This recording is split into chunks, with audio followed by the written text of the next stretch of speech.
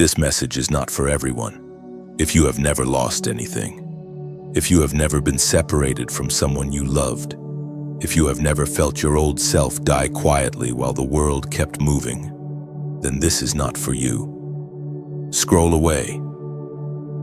But if you are listening right now and something inside you tightens, if you know what it is to grieve versions of yourself you can never return to, if you have walked through loss, isolation, betrayal, or inner transformation that nobody applauded, then stop. This moment is conditional, and you meet the condition. You are not here by accident. You are here because danger has been circling you, not always loudly, not always violently, but patiently.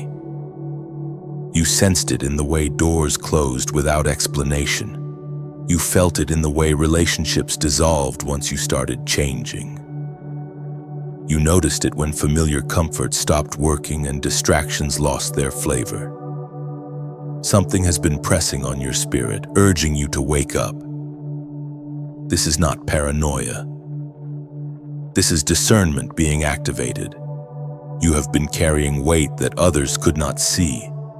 Loss refined you. Separation stripped you. Transformation isolated you. And through it all, you kept asking why it had to be this hard, why the path narrowed, why the crowd thinned, why peace only came after something died. The truth is, danger often approaches quietly when you are marked, not to destroy you outright, but to delay you, dull you, or convince you that your pain disqualifies you. It does not. Listen carefully now. The danger is not just external. It is not only people, systems, or circumstances. The real danger is forgetting who you are becoming. The real danger is agreeing with the lie that your losses mean you are abandoned. The real danger is turning back to familiar chains because the unknown feels too exposed. That is why this message is conditional. It is only for those who have already been shaken, because only the shaken can be repositioned. You have survived things that should have ended you. That alone tells you something.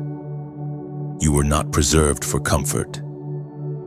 You were preserved for purpose, and purpose always attracts pressure. When God begins to extract someone from a cycle, the resistance intensifies, confusion increases, old wounds resurface. Memories return uninvited. This is not regression. This is excavation. Heaven is bringing buried things to the surface so they can no longer control you from the dark. You may feel like you are in danger because everything familiar is gone, but the greater danger would have been staying where you were. The greater danger would have been never being disrupted. The greater danger would have been blending in. You were never meant to blend in. You were meant to be pulled out. But pulling out feels like tearing before it feels like freedom. There are moments when God allows you to feel exposed so you stop hiding from yourself. Moments when safety nets are removed so you learn where your strength truly comes from. Moments when silence replaces noise so you can hear instruction. You are in one of those moments now, and it requires your attention, not your fear.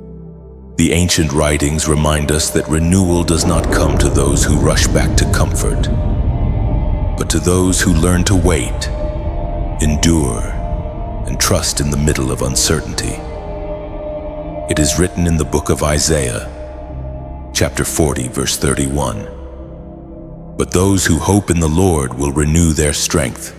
They will soar on wings like eagles. They will run and not grow weary. They will walk and not be faint. This is not poetry meant to soothe you. This is a spiritual law.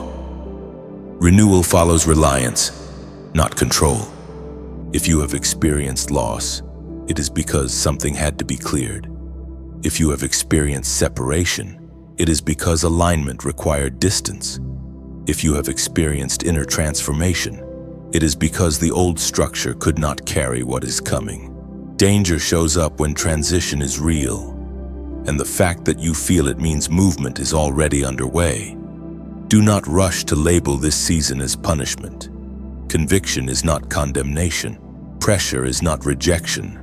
And danger does not mean defeat. It means instruction is close. It means the path forward is narrow enough that you must walk it intentionally. God does not shout over chaos. He waits until distractions fall away. Right now, you are being called to awareness, to sobriety of spirit, to attention. Not panic, not striving, awareness. You are being invited to recognize that only God's plan can pull you out of what you could not avoid on your own. Your strength got you this far. Your surrender will take you further. This opening is not meant to flatter you. It is meant to filter. If you are still listening, you have already passed the filter. That means you must take responsibility for what you hear next. Do not do it halfway. Do not numb yourself again. Do not pretend you did not feel this stir. Because danger is not always the enemy. Sometimes danger is the signal that extraction has begun. If this message is speaking directly to your journey, if you know you are one of the ones who is lost, separated, and transformed, then engage once, intentionally. Like this message, share it with someone who is also in transition. Subscribe if you are ready to stay aligned. And comment the number 77 as a sign that you recognize this moment and you are choosing awareness over fear. You were marked early, long before you understood words like destiny, calling, or assignment. Before you had language for spiritual things, life was already speaking to you through pressure. While others were allowed to remain carefree, you were confronted with seriousness too soon. You noticed emotional shifts, you sensed tension in rooms, you carried questions that had no safe place to land.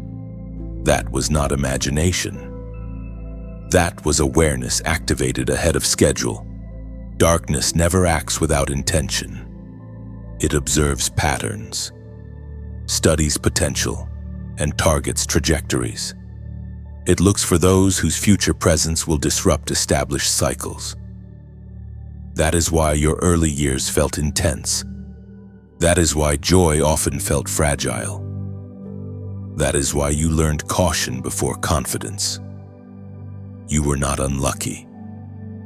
You were incompatible with environments built on unconsciousness. The pain you endured was not random. Rejection trained your discernment.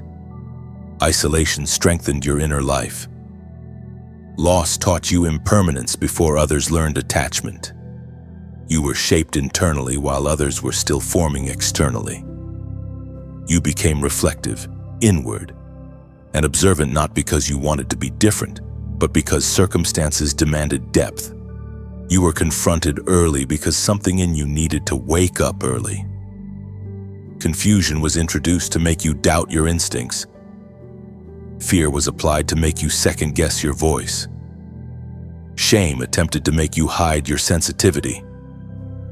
But even then, something remained unbroken. You adapted without disappearing. You learned without losing yourself. That endurance was evidence of design. Many of your battles happened where no one could see them. You learned how to function while fractured. You mastered the art of appearing stable while managing inner chaos. People praised your composure without understanding its cost. But heaven was attentive. Every unseen struggle was recorded. Being marked does not mean being protected from pain. It means pain becomes a teacher, not a terminator. You questioned why life demanded more of you than of others. Why you could not get away with what others normalized. Why responsibility followed you even when you tried to avoid it. This was not because you were being punished. It was because your future required integrity. What others could survive casually would have reshaped you permanently. So limits were enforced early, opportunities ended abruptly, relationships dissolved without closure. Paths you wanted were blocked without explanation. At the time, it felt like loss. In truth, it was prevention. Protection disguised as restriction. You were being kept from environments that would have diluted you before you understood your value. You were refined early because what you are meant to carry later requires strength now. Fire does not destroy what is meant to endure it. It reveals it. And the more significant the assignment, the earlier the refining begins. That is why your story includes interruption. That is why innocence did not last as long as you hoped. That is why you learned discernment before ease. You became skilled at reading what was unsaid, at sensing emotional undercurrents, at noticing inconsistencies. These were survival skills at first. Later, they became tools. You were not hardened by experience. You were sharpened by it. The ancient writings remind us that nothing about your development was accidental or rushed by mistake. According to what is revealed in the book of Psalms, chapter 139, verse 16, your eyes saw my unformed body. All the days ordained for me were written in your book before one of them came to be. This speaks directly to your early marking. Your days were not improvised. They were written, even the difficult ones. Your early pain did not surprise God. Your early awareness did not alarm him. Your early questions did not threaten him. They were already accounted for. What felt premature to you was already scheduled in heaven. You were not late. You were early by design. If fear followed you, it was not ownership, it was opposition. If doubt whispered, it was resistance. You were never meant to be ruled by fear. Even when it influenced you, it never fully claimed you. Something deeper always pulled you back toward truth, honesty, and self-awareness. There were seasons you tried to become smaller to feel safe. You muted your insight. You softened your conviction. You chose comfort over clarity. But unease followed. Discontent grew. You could not fully settle. That is because alignment does not allow prolonged denial. Calling waits, but it does not disappear. You were not created to fit into spaces that require you to betray your inner knowing. Your sensitivity is not weakness. It is perception. Your caution is not lack of faith. It is wisdom formed early. Your solitude was not abandonment. It was incubation. Marked ones often grow up misunderstood, and sometimes they remain misunderstood. That must no longer trouble you. You are not here to be easily categorized. You are here to be precise, grounded, and awake. This reflection is not meant to glorify hardship. It is meant to bring understanding.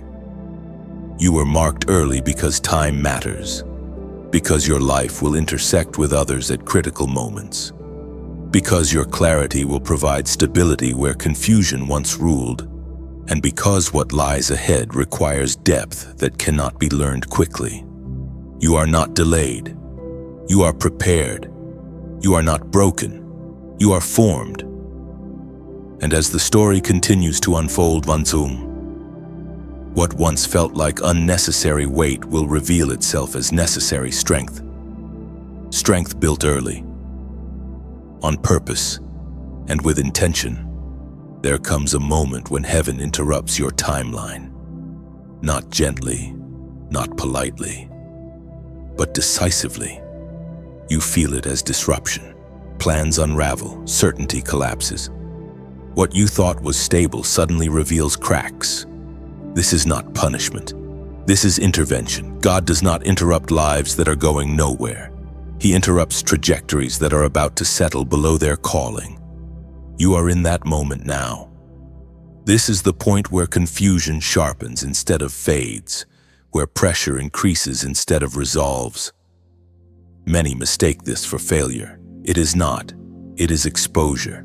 Heaven is exposing what can no longer go with you. Attachments, patterns, identities built for survival, not destiny. The interruption feels threatening because it removes illusion faster than comfort. You have noticed it already. Conversations feel different. Goals that once excited you feel hollow. Old strategies stop working. Even prayer feels quieter, heavier, more serious. This is not distance from God. This is proximity. When God draws close, distractions lose volume. When instruction is coming, noise must decrease. The interruption is not random in timing. It comes when delay becomes dangerous. When staying the same would cost you more than changing. When comfort becomes compromise, God allows you to feel the instability so you stop leaning on structures that cannot support the next version of you. What you call uncertainty is actually recalibration. You are being stopped because you were about to outrun your alignment. You were moving, but not necessarily in rhythm. Heaven intervenes not just to redirect behavior, but to realign motive. You cannot carry divine instruction with divided intention. So God slows you down, strips you back, and makes you face what you avoided while busy. This is where many turn back, not because they are weak, but because the interruption demands honesty. It demands surrender without full explanation. It asks you to trust before clarity arrives.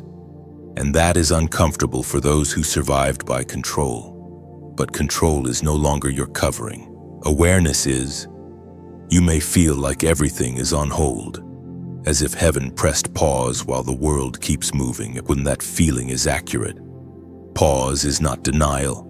Pause is precision. God is not rushing this because what comes next requires accuracy, not speed. The interruption is making space for instruction you cannot receive while distracted. Look back carefully. The interruption did not come when things were falling apart. It came when you were functioning, when you were coping, when you were almost convinced this was as good as it gets. That is when heaven steps in. God interrupts stability that would have eventually turned into stagnation. The ancient words recorded in the letter to the Corinthians speak clearly into this moment.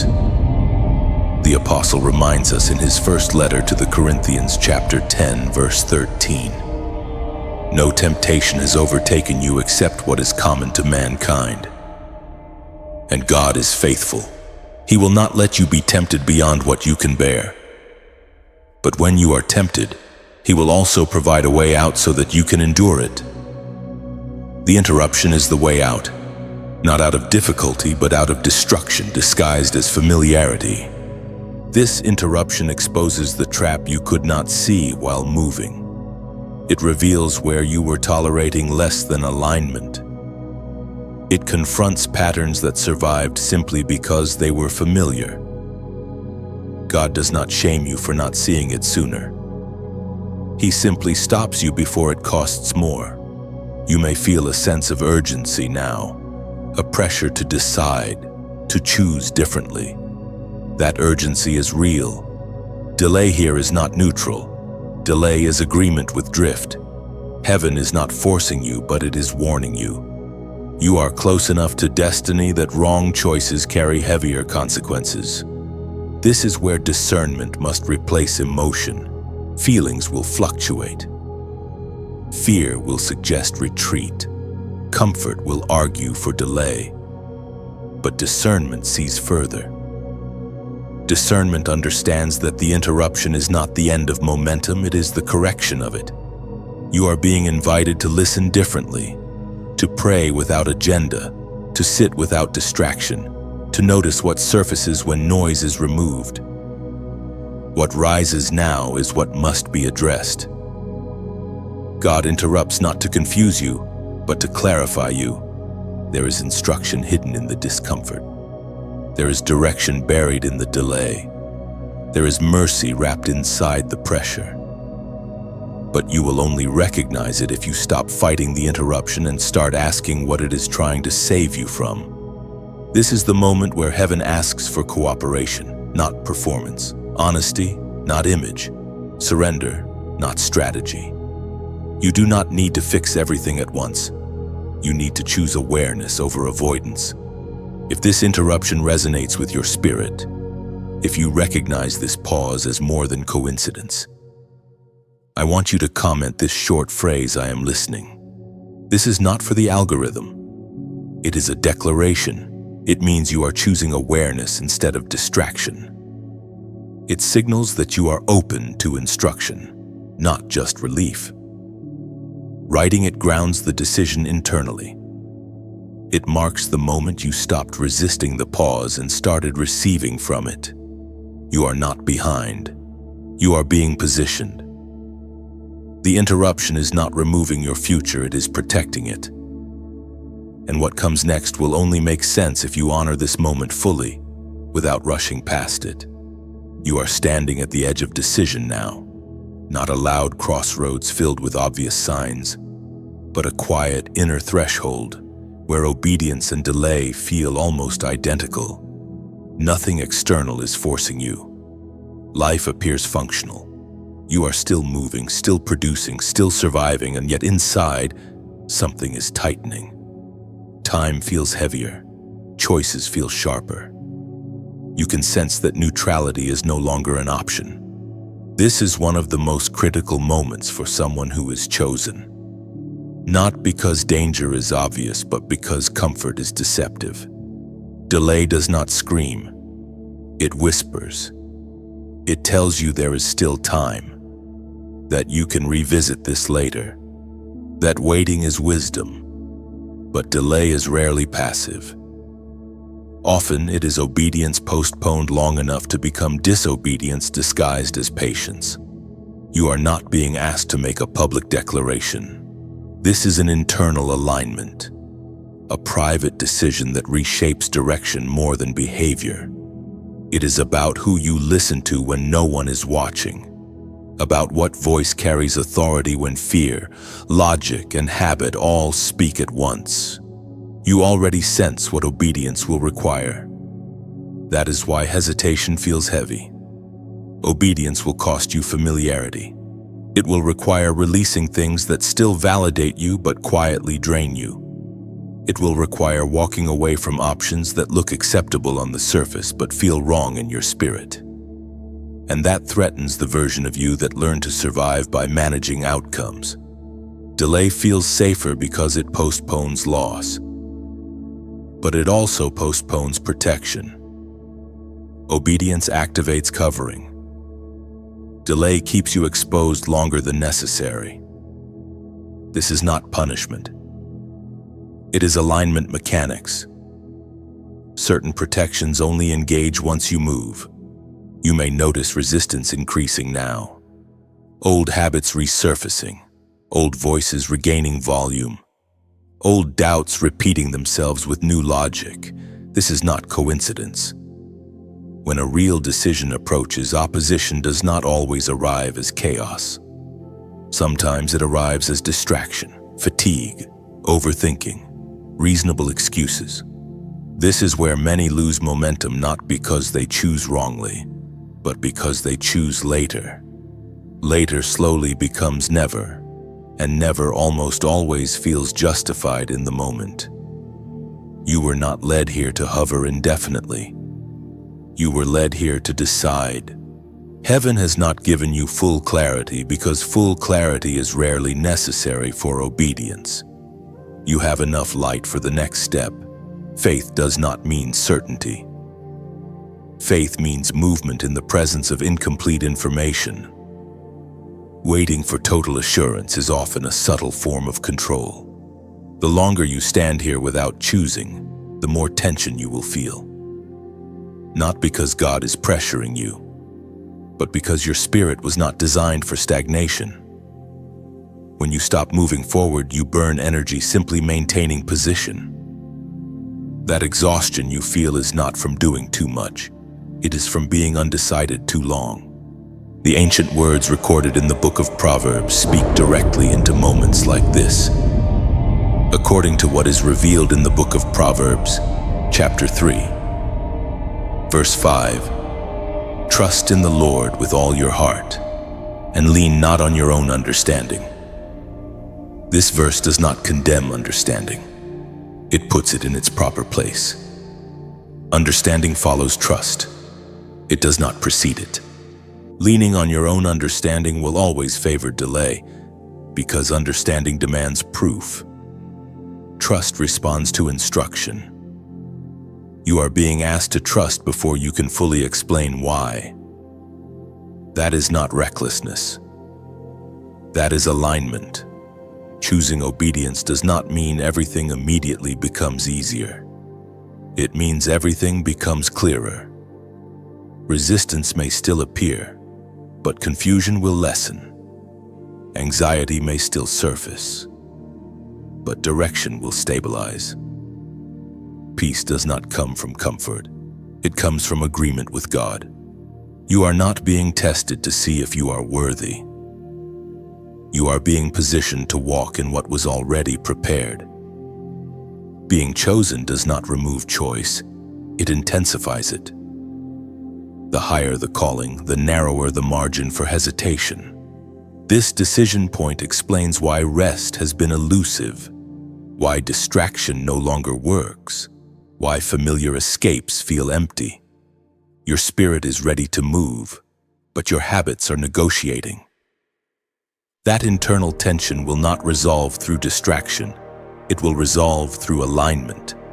Obedience does not require perfection. It requires direction. It requires choosing the voice that leads you forward over the voices that keep you circling old ground. God is not waiting for you to be flawless. He is waiting for you to be willing. If this message is helping you recognize the weight of the moment you are in, consider supporting this work in a simple, sincere way. Liking and sharing helps this reach others who are also standing at a quiet threshold. And subscribing keeps you connected to messages designed to sharpen discernment, not manipulate emotion. There is no pressure, only invitation. You do not need to announce your decision publicly, but you do need to make it honestly, quietly, fully, because what comes next will respond to that choice. Do not underestimate this moment because it looks ordinary. Thresholds rarely look dramatic. They feel heavy because they matter. And once you cross, tension will begin to lift, movement will return, peace will follow obedience. You are not being rushed, but you are being called forward, and the ground beneath you will not feel stable again until you choose to step. There is a warning in Scripture that many avoid because it is uncomfortable, not because it lacks grace, but because it reveals what happens when warning is heard and still ignored. This is the story of Eli not as history, but as a mirror. And if you are chosen, this story is not distant. It is instructional. Eli was not a wicked man.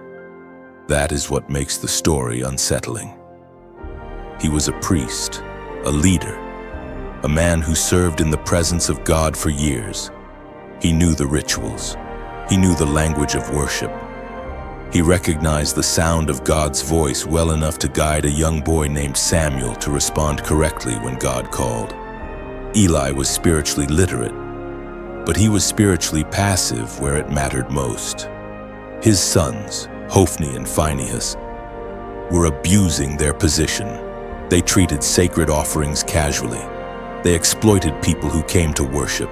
They blurred boundaries that God had made clear, and Eli knew. Scripture is clear about this.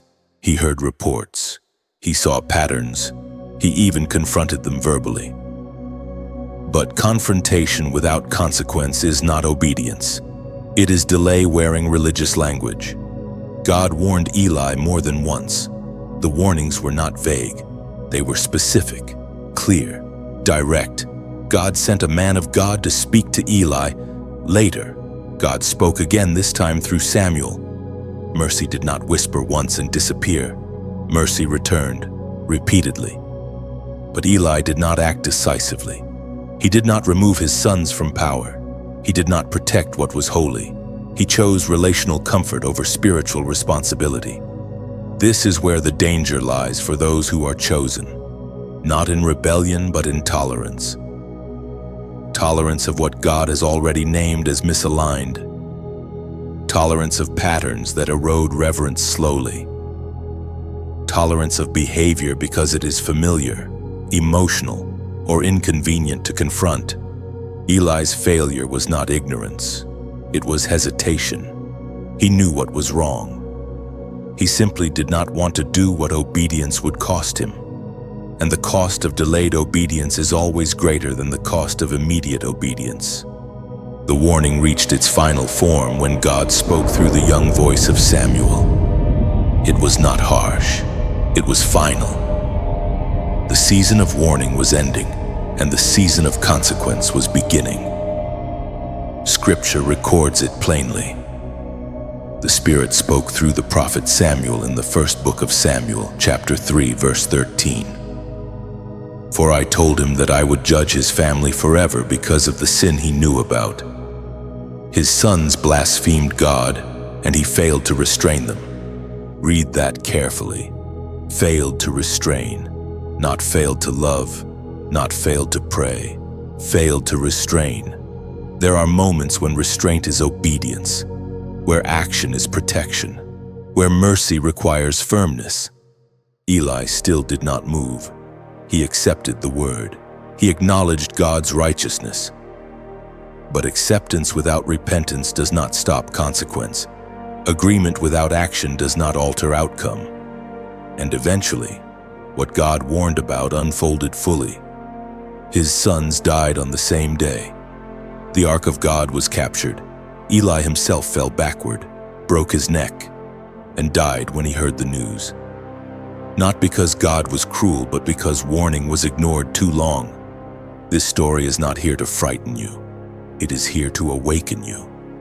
Because chosen ones are often warned early, repeatedly, and clearly. And the greatest danger is not hearing God, it is becoming accustomed to hearing Him without responding fully. You may recognize yourself here, not in the severity, but in the pattern. God has warned you about certain behaviors, certain relationships, certain compromises, not loudly but consistently, through conviction, through unease, through repetition, through confirmation. And you may have acknowledged it without acting on it. This is where spiritual danger intensifies.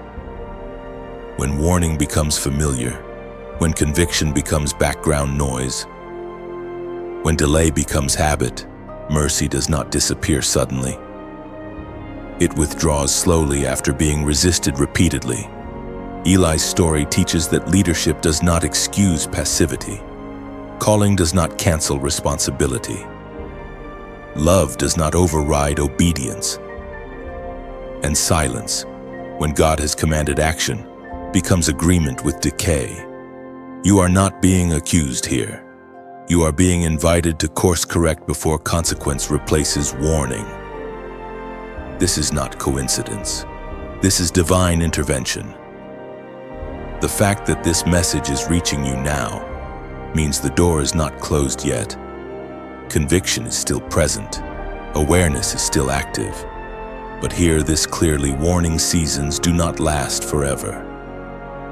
God does not compete endlessly with disobedience. There comes a moment when mercy steps back and allows what was tolerated to teach what words could not. That is not abandonment. That is justice. Chosen ones are held to higher accountability not because God is harsh, but because their obedience affects others. Eli's delay impacted a nation. Your obedience or lack of it will ripple beyond you. This section is not asking you to panic. It is asking you to be honest. What has God already warned you about? Where have you delayed action because it felt costly, awkward, or emotionally complicated? What have you tried to manage instead of remove? Do not do it halfway, no matter the price. This is not the time for partial obedience. This is the moment where restraint, boundaries, and decisive alignment protect your future. If this message has pierced your awareness, if you recognize that God has been warning you and you are choosing to respond now, then mark this moment intentionally. Comment the number 144 as a prophetic sign that you choose obedience over delay, action over tolerance, and alignment over comfort. This is not for visibility. It is for accountability. A line in the sand between warning and response. You are not Eli, but you are being taught through his stories, and unlike him, you still have time to act. Now the message becomes practical, because revelation without action becomes weight. You are not being warned simply to feel urgency, you are being shown how to move. When God reveals danger, he always reveals an exit. And exits are time-sensitive. They do not remain open indefinitely. This section is about instruction, not inspiration. The first instruction is simple, but costly. You must leave environments that feed temptation. Not manage them, not negotiate with them. Leave. Temptation is rarely defeated through willpower alone. It is defeated through distance. You do not stay in a room full of smoke and pray not to cough. You step outside. Distance is not weakness. Distance is wisdom. God never asks you to be strong where he has already told you to leave. Strength is for obedience, not endurance of unnecessary exposure. If there is a place, a relationship, a habit, a routine, or a digital environment that repeatedly pulls you off alignment, your instruction is not to pray harder while staying, it is to exit. Remaining where temptation thrives is not faith, it is presumption. You already know which spaces weaken you. Your spirit tightens there. Your discernment dulls there. Your convictions soften there. Pay attention to what consistently pulls you backward. God speaks through patterns, not just feelings. Repeated failure in the same environment is not a character flaw. It is a location problem. The second instruction is equally clear: do not delay when the escape appears. God's exits often look inconvenient, abrupt, socially awkward, financially uncomfortable, emotionally costly. That is why many hesitate. They want a cleaner exit, a quieter one that does not require explanation or loss. But delayed obedience closes doors that immediate obedience would have preserved. Escape windows are not permanent. They are moments. You feel a sudden clarity, an unexpected option, a disruption that creates space. That is not random. That is mercy creating movement. When that moment comes, hesitation is dangerous. Delay allows fear to negotiate. Fear always talks you out of exits by promising comfort that never lasts. You may be waiting for a sign that feels peaceful, but many exits feel urgent, not peaceful. Peace often follows obedience, it does not precede it. God prioritizes safety over comfort, alignment over ease. You are not meant to feel calm before every right decision. Sometimes the urgency is the confirmation. Leaving temptation does not mean you are weak. It means you are strategic. Soldiers do not prove bravery by standing still in exposed territory. They reposition. They retreat when necessary to survive the mission. Your life is a mission. You do not sacrifice it for pride. The third instruction is this: cut access, not just intention. Intentions do not stop patterns. Boundaries do. If something has access to you, it has influence over you. That means changing routines, not just resolving to be better. That means blocking numbers, deleting apps, altering schedules, changing routes, restructuring time. Radical obedience is often practical, not dramatic. You cannot heal in the same patterns that wounded you. You cannot break cycles while maintaining access points. If God is calling you out, he is also calling you to close doors behind you. Not to punish you, but to protect you. This requires humility. It requires admitting that certain freedoms you once enjoyed now cost too much. That is not loss. That is maturity. Seasons change. What was neutral before may now be dangerous because you are carrying more responsibility.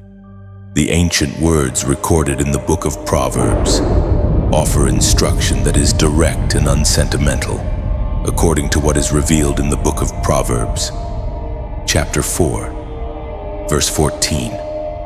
Do not set foot on the path of the wicked or walk in the way of evildoers. Notice the instruction is not to fight the path. It is not to improve it. It is not to tolerate it wisely. It is not to visit it occasionally. Do not set foot on it. God does not overcomplicate escape. We do. He says leave. We ask why. He opens a door. We wait for a second opinion. He provides an out. We delay because it costs too much socially, emotionally, or financially. But every delayed exit strengthens the hold of what you were meant to escape. You must also understand this temptation often disguises itself as familiarity. What you are used to feels safer than what you are called to. That is why leaving feels destabilizing. But destabilization is temporary. Staying misaligned creates permanent erosion. Do not romanticize what God has already exposed. Do not revisit what He has already warned you about. Memory is selective, but consequence is thorough. When God removes you from something, it is because He sees further than you do. Another practical instruction: replace. Do not just remove. Leaving a place of temptation creates space. That space must be filled intentionally, or old patterns will rush back in. Build new routines. Seek new environments. Align with people who reinforce your direction, not your old identity. Emptiness invites return. God does not pull you out to leave you wandering. He pulls you out to reposition you. But repositioning requires cooperation. You cannot drift into alignment. You must choose it daily, practically, and sometimes uncomfortably. This is also the season to simplify. Complexity creates loopholes. Simplicity creates strength. The more complicated your life becomes, the more access temptation gains. Reduce noise, reduce options, reduce exposure. Obedience thrives in simplicity. And finally, understand this truth: exits often feel lonely at first. Few people applaud restraint. Few celebrate boundaries. But what feels lonely now will feel peaceful later. What feels costly now will feel protective later. You are not being deprived, you are being preserved. Do not delay when the way out appears. Do not negotiate with environments God has already named as dangerous. Do not confuse endurance with obedience. Leaving is not failure. Leaving is survival with intention. You are being taught how to move wisely, not dramatically. Quiet obedience will protect you more than public declarations ever could. And the more consistently you choose distance from temptation, the clearer your discernment will become. This is how God pulls you out, not all at once, but step by step, through exits you choose to honor when they appear. You are not emerging from this season the same way you entered it. Something has shifted quietly, deeply, irreversibly. You may not have language for it yet, but you can feel it. The urgency that once frightened you is settling into clarity. The pressure that once confused you is now forming resolve. This is what it feels like to be pulled out, not rescued dramatically, but repositioned deliberately. Being pulled out does not mean the battle disappears. It means the battle changes terrain. You are no longer fighting to survive, you are learning how to stand. And standing requires a different kind of strength. Not the strength of reaction, but the strength of restraint. Not the strength of proving, but the strength of knowing. You are rising now, not above others, but out of cycles that once defined you. Cycles of delay, cycles of compromise, cycles of explaining yourself to people who were never meant to understand your assignment. Those cycles lose power when you stop feeding them with your attention and obedience. What God is doing in you is not loud. It is not performative. It is structural. Foundations are being reset. Identity is being clarified. Vision is being narrowed not to limit you, but to focus you. Wide vision scatters energy. Focused vision multiplies impact.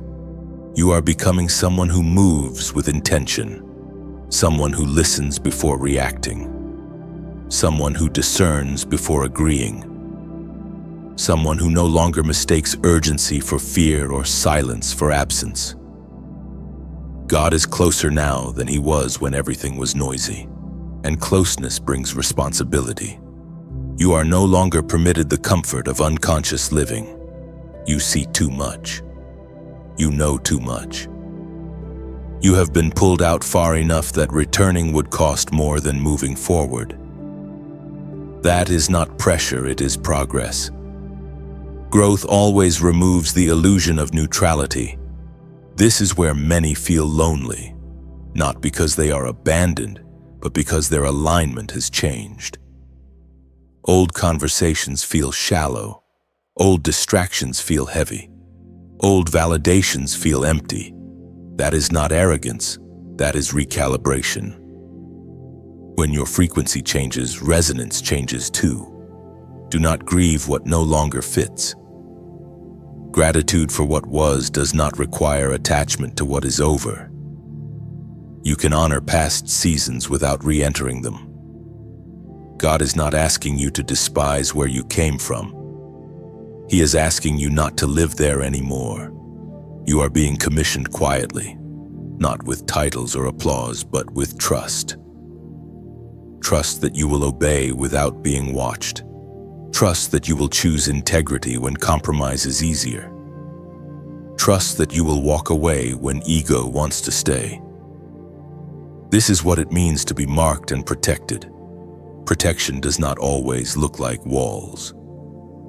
Sometimes it looks like wisdom. Sometimes it looks like distance.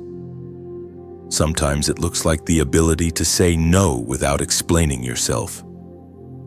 God's covering often manifests as clarity before chaos, restraint before regret, and exits before entrapment. You are not fragile. You are forged. What nearly broke you refined you. What confused you trained you. What isolated you prepared you. And now, you carry discernment that cannot be taught quickly or cheaply. That discernment will become shelter not only for you, but for others who will one day cross your path. The ancient words recorded in the book of Romans speak directly to this moment of emergence. The ancient words recorded in Romans, chapter 8, verse 37 still echo today. No, in all these things we are more than conquerors through him who loved them. Not conquerors by force, conquerors through alignment, through love that anchors identity instead of inflating ego. Being more than a conqueror does not mean dominating others. It means mastering yourself. It means walking away when provoked. It means choosing obedience when unseen. It means remaining grounded when elevated. That is real victory. You are stepping into a season where your decisions will matter more than your declarations, where consistency will speak louder than intensity, where quiet faithfulness will outlast loud ambition. God trusts you with this season because you have been tested by fire and did not turn bitter. This is not the end of the road. It is the beginning of a different pace. Slower, clearer, stronger. You will move with fewer words and deeper conviction. You will need less approval and more alignment. And you will recognize danger earlier, not because you are afraid, but because you are awake. If this message has walked with you through these sections, if it has helped you name what you are becoming and why this season matters, then support it in a way that feels natural and sincere. Liking and sharing helps this reach others who are quietly being pulled out of cycles they could not explain. And subscribing keeps you connected to future messages designed to strengthen discernment, not dependency. You are not here by accident. You are not late. You are not overlooked. You have been pulled out on purpose, for purpose, and with precision. Stand steady, walk forward, and do not return to what God already delivered you from. You do not need to rush away from this moment. Let it settle. Let the words echo where they need to. Not every ending is meant to close tightly. Some are meant to leave space for reflection, for personal reckoning, for quiet resolve. What you have heard is not a command. It is an invitation to notice where you are, what you have survived, and who you are becoming. You are free to sit with it, free to disagree, free to take only what resonates and leave the rest. Growth is not forced. Alignment cannot be pressured. If something stirred inside you, honor that privately first. You do not owe anyone a performance. Transformation often begins silently, before it ever becomes visible. Sometimes the most powerful response is stillness. Sometimes it is a single decision made differently tomorrow. And if you feel led, only if you feel led, you may like or share this message so it reaches someone else who is quietly standing where you once stood. Not out of obligation, but out of recognition. Connection, when genuine, is never coerced. You are not alone in this process, even when it feels solitary. Others are walking similar paths, asking similar questions, choosing similar courage in unseen ways. Take your time, walk carefully, and trust what is unfolding. This does not end here. It simply pauses until the next step reveals itself.